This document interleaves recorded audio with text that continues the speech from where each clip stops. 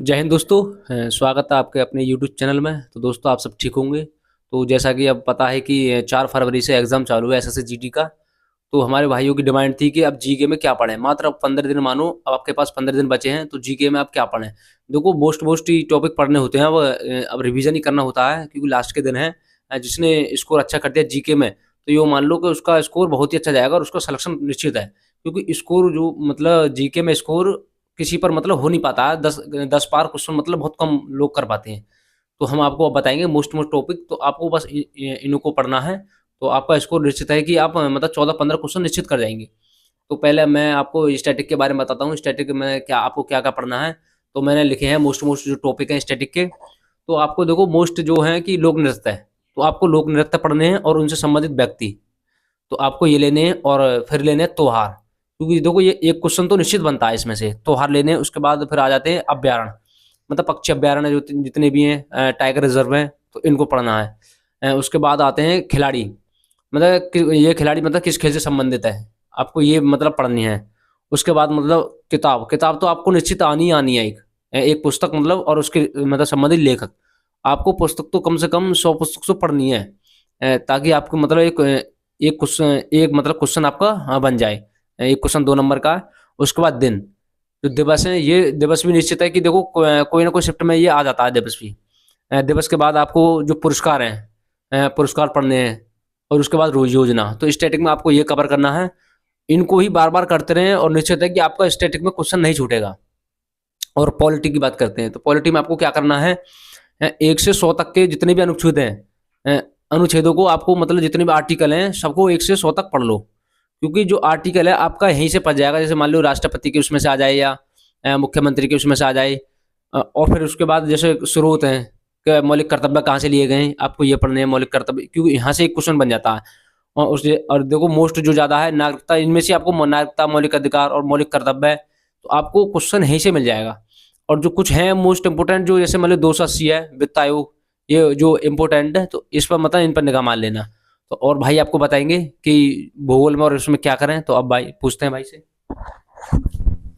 तो जय हिंद दोस्तों, जैसा कि भाई ने बताया स्टैटिक जीके में आपको क्या क्या टॉपिक पढ़ना है और इन्होंने ये तुम्हारा पॉलिटी का भी बताया है। दोनों टॉपिक इन्होंने बता दिए क्या क्या जो मेन है इंपॉर्टेंट है वो पढ़ने हैं आपको।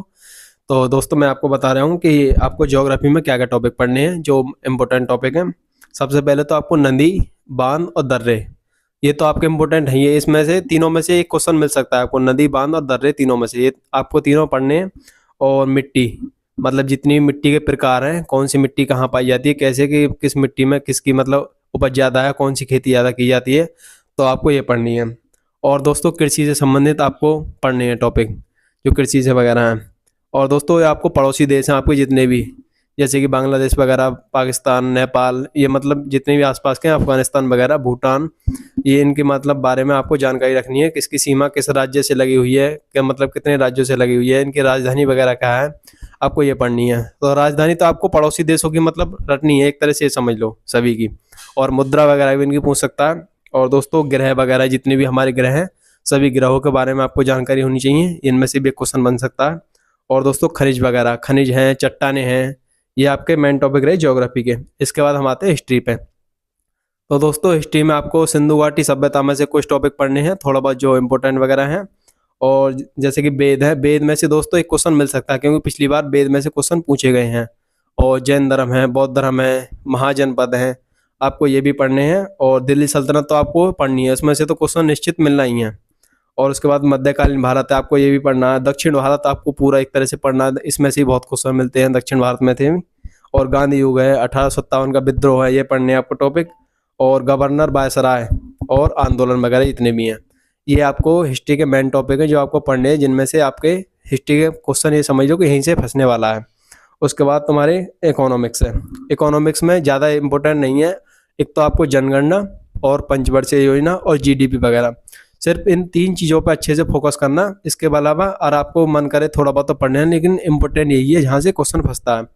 एसएससी इनके अलावा और कहीं से इसमें इसमें इकोनॉमिक्स में क्वेश्चन नहीं पूछती है। सिर्फ ये तीन टॉपिक हैं जिनमें से इकोनॉमिक्स में क्वेश्चन पूछे जाते हैं। उसके बाद ये भाई बताएंगे करंट के बारे में आपको क्या क्या पढ़ना है।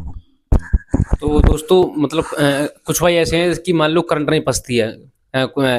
आपको करंट कहाँ से पढ़नी है, तो करंट को देखो, मैं एक बुक है स्पीडी, आपको स्पीडी लेनी है और उसमें से आपको बस मेन टॉपिक पढ़नी है।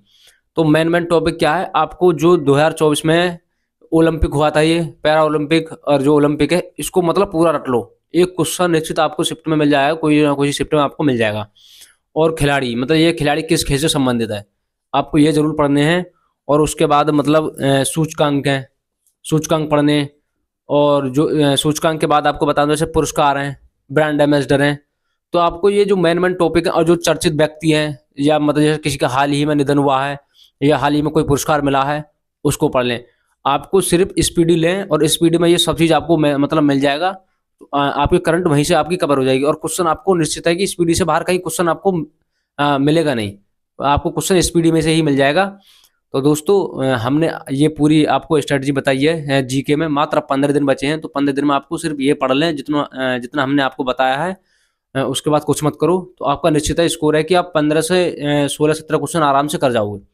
15 से ऊपर ही क्वेश्चन करोगे अगर अगर आपने ये टॉपिक पढ़ लिया तो दोस्तों, क्योंकि अब 15 दिन में बचे हैं। अब 15 दिन में आप कुछ नहीं कर सकते कि हम इसे भी पढ़ लें, इसे भी पढ़ लें। आप सब भूल जाओगे। बस ये है कि जो टॉपिक है इनका ही बार बार रिविजन करो मात्र 15 दिन में, आपका स्कोर निश्चित अच्छा हो जाएगा। दोस्तों अगर वीडियो अच्छी लगे तो दोस्तों लाइक कर देना, कमेंट करना, और चैनल को दोस्तों सब्सक्राइब करना। और भाई थोड़ा कुछ बताएंगे।